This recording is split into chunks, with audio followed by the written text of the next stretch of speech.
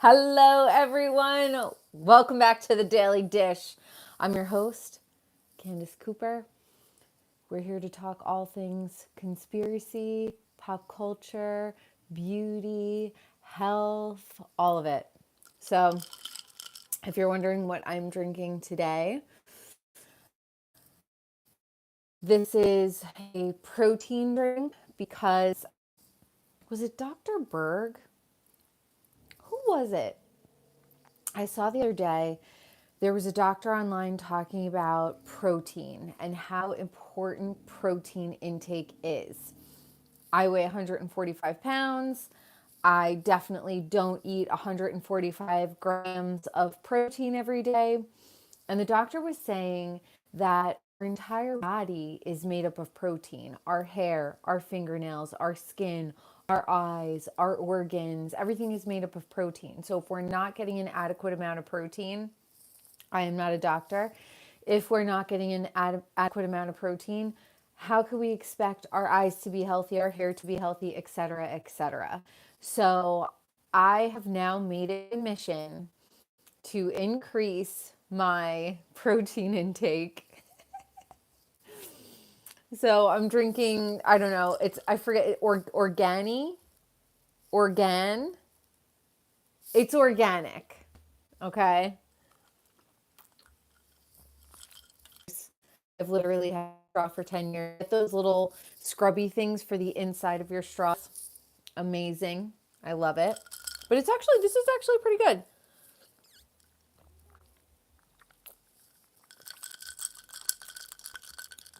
Not bad.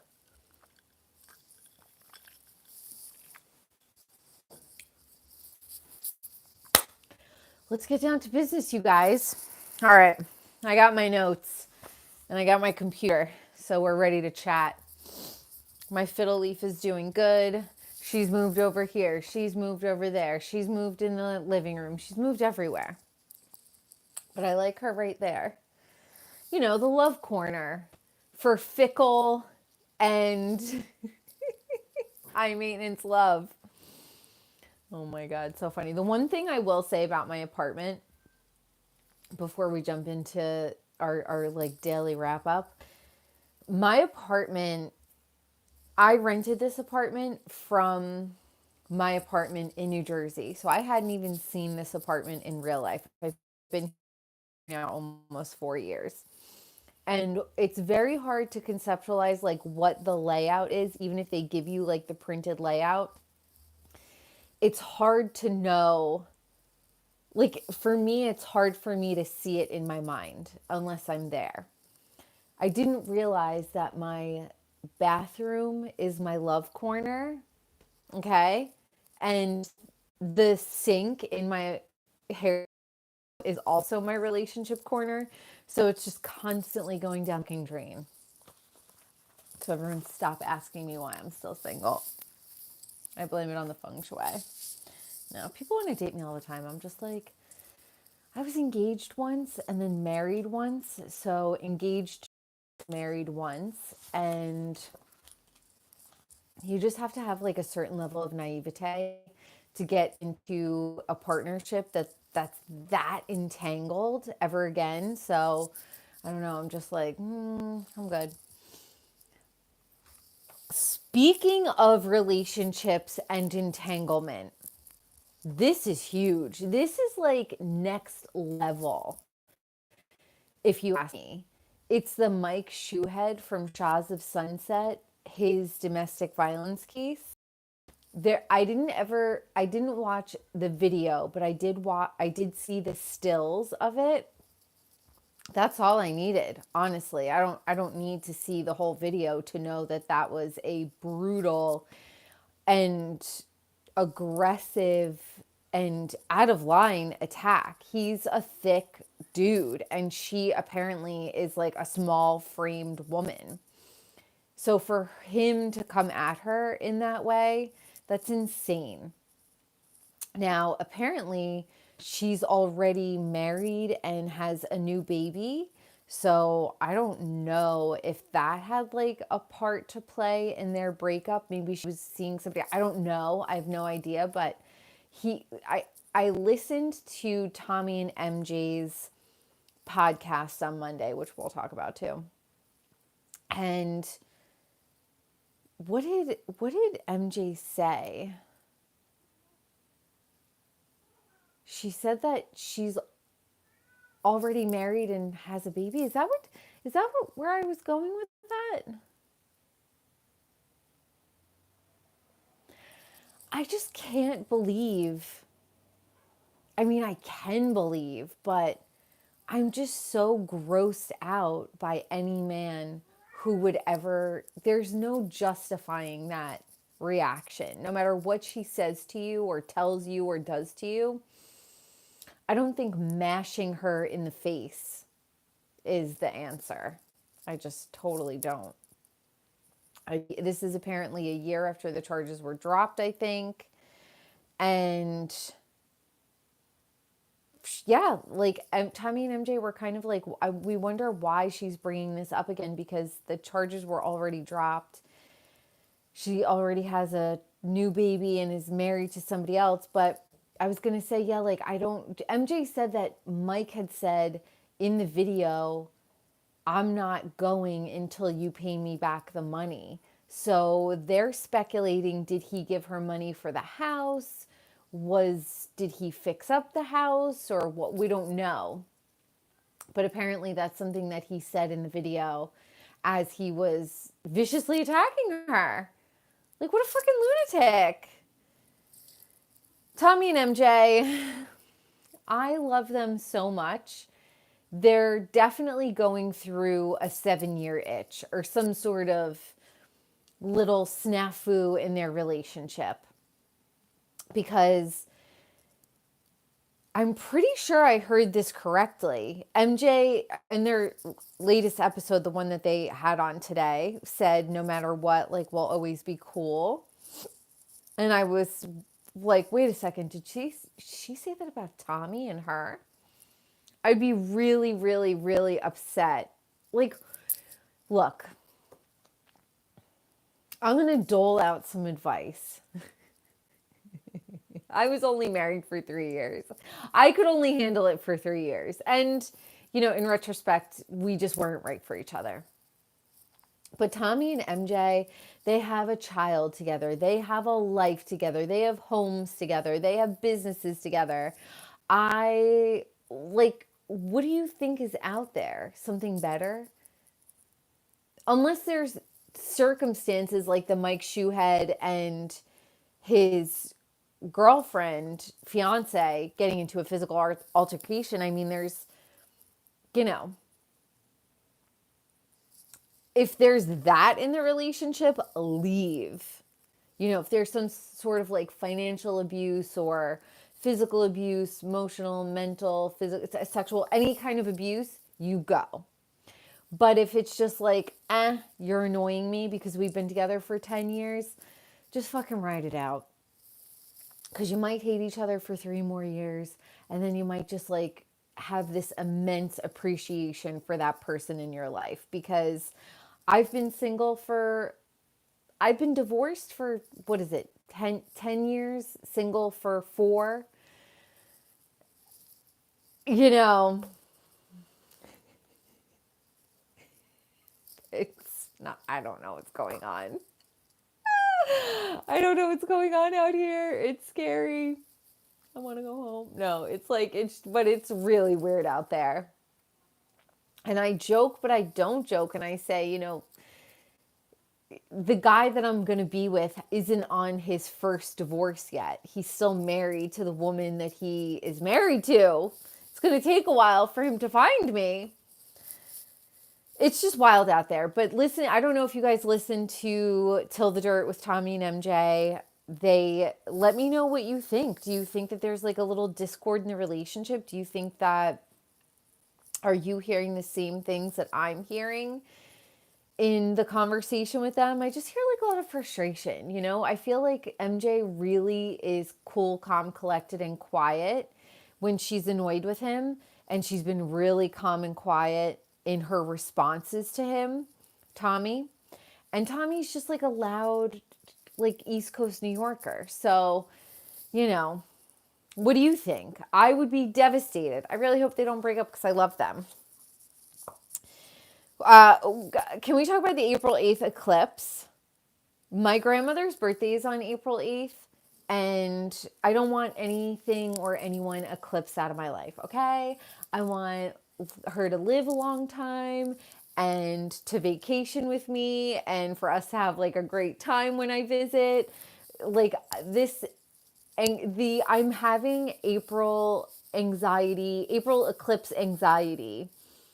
And it could be my perimenopause because like I think I have, for me at least, I think I understand my perimenopause situation.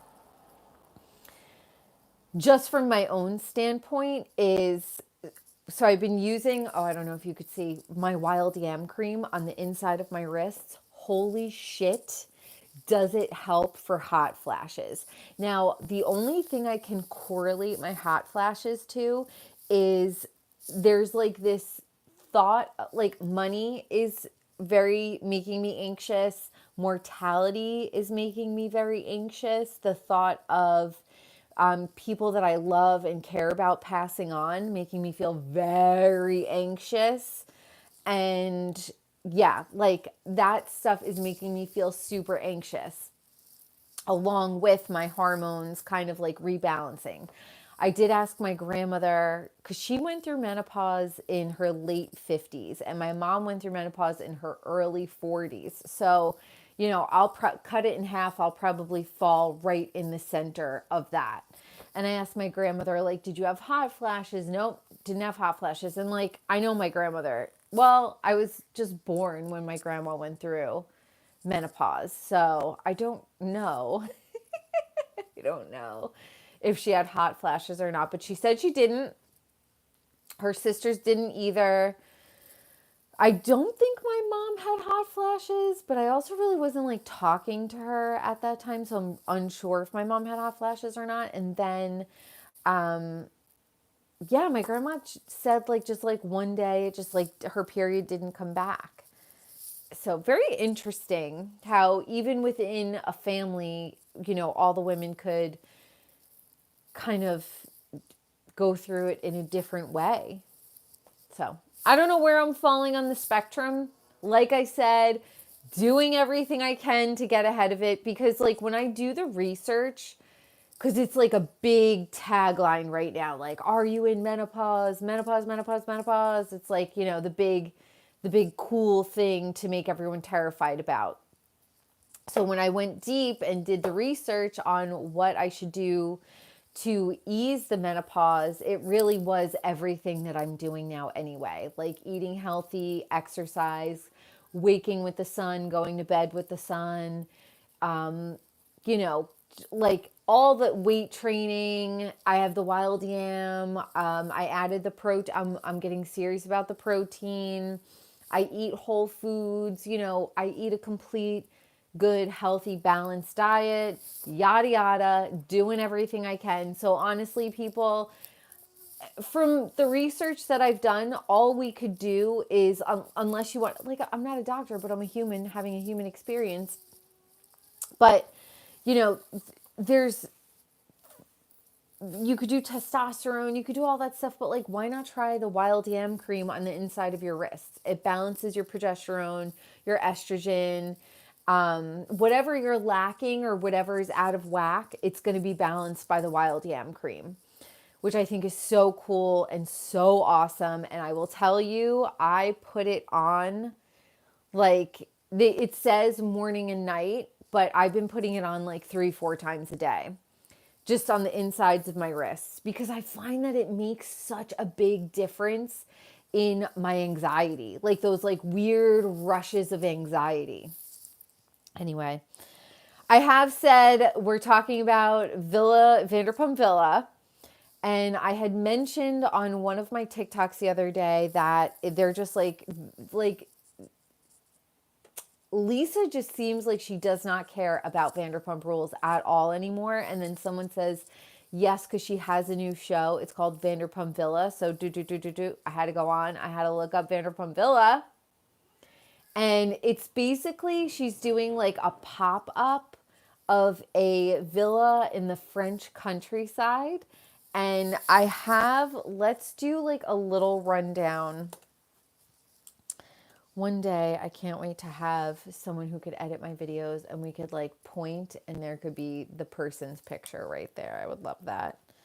Okay, so we have Hannah, and she's like a hot blonde. She's real cute. Their outfits are real adorable.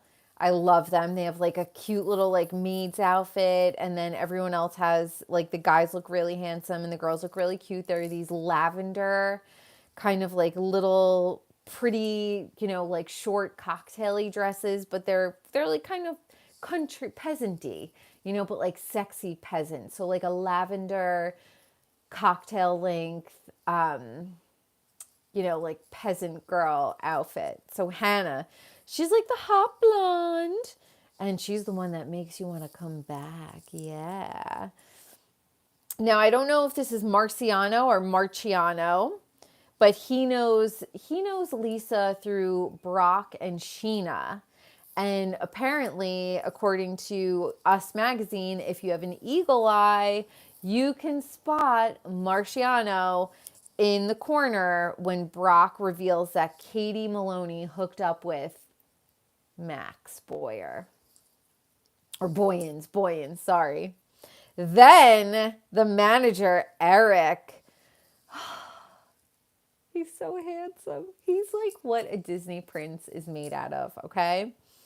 So before moving to Los Angeles, he grew up on a farm in Ohio, and he spent his childhood wrestling. He's a country boy. He loves nature and bugs, and he is recently divorced, and he's looking to find someone new to spend his time with. Me. I volunteer as tribute. Then we have another beautiful gal, Telly. She is one of their mixologists, and she grew up originally in Florida and then relocated to Atlanta before heading to the French countryside. She grew up poor, and she's fucking ready to make her money, get tips, and form connections. We have another girl, Grace, and she is one of the housekeepers, originally from, what does it say, grew up in North Carolina before she moved to Florida. She grew up in a cabin in the woods, and she struggled having a secure life. Girl, I get you. She joined the show in hopes of opening more doors, and that one day she won't have to scrub any more toilets, according to usmagazine.com. Then we have Emily, and she feels that working for Lisa Vanderpump is surreal. She's a New York native, and she's worked in hospitality her whole life, and she's very competitive. And she plans on opening her own experience one day, so very cool. Then we have Priscilla. She's a server from Los Angeles, and she calls herself a hurricane because she is so intense. She served for 11 years before joining the cast of the show. We have Andre, and Andre pours on the charm.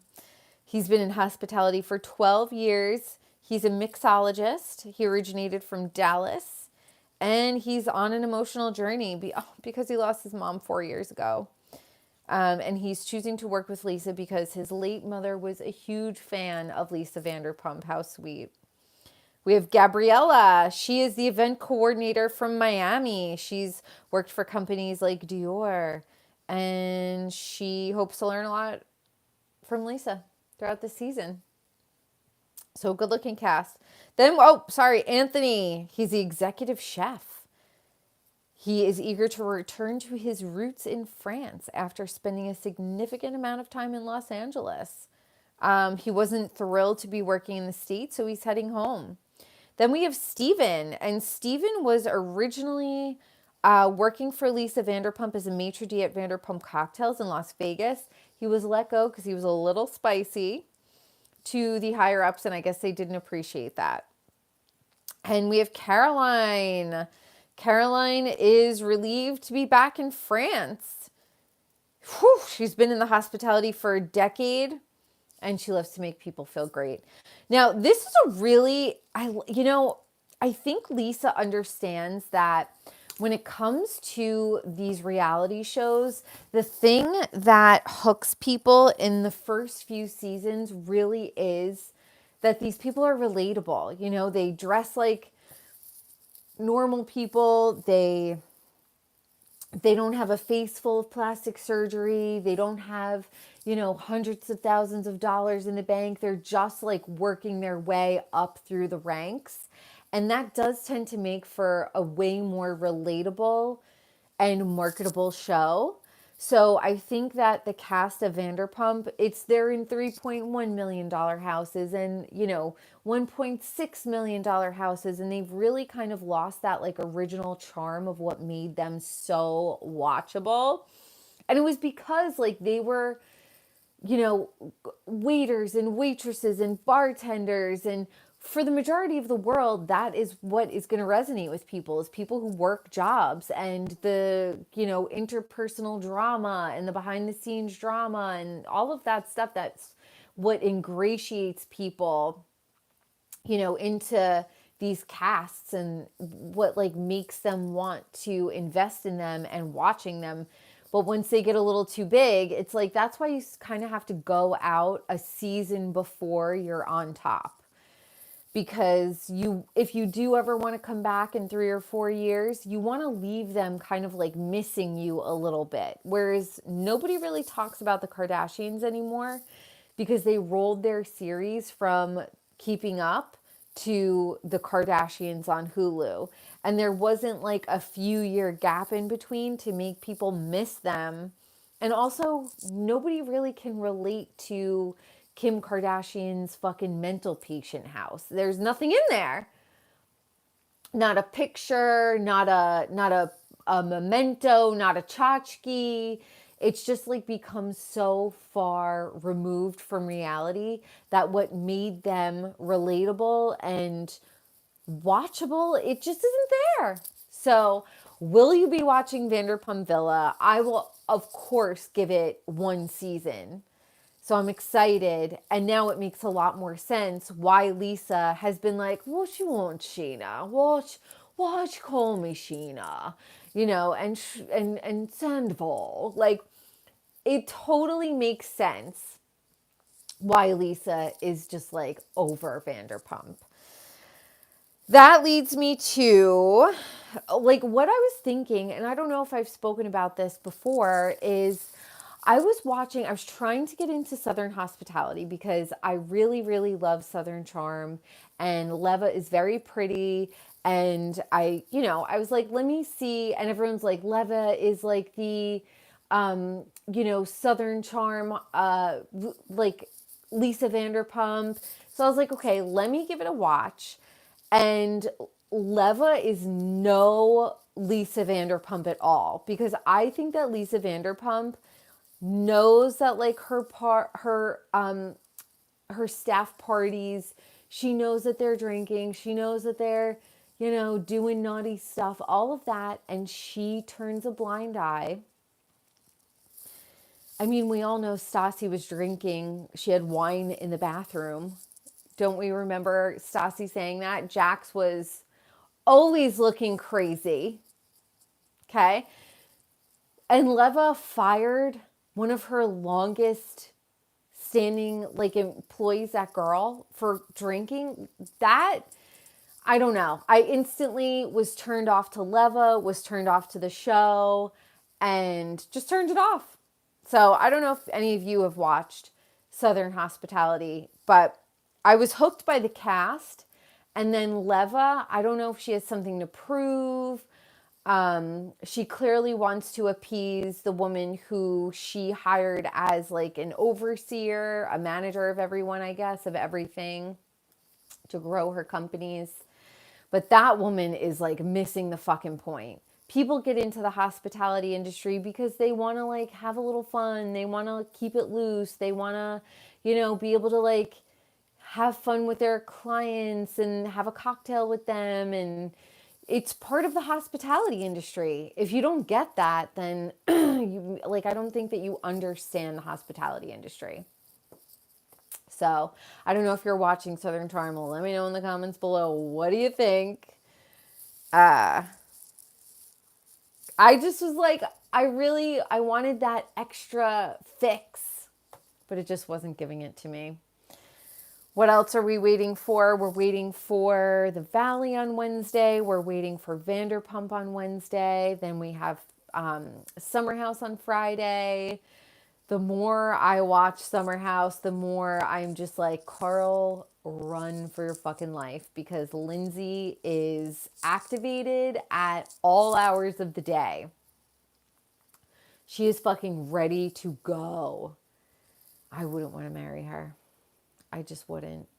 And Carl looks like a husk of a man, a shell of a man. He was so cute. So we'll see how that plays out. That continues to play out. And I don't know if Paige has addressed hearing Craig say that they might break up.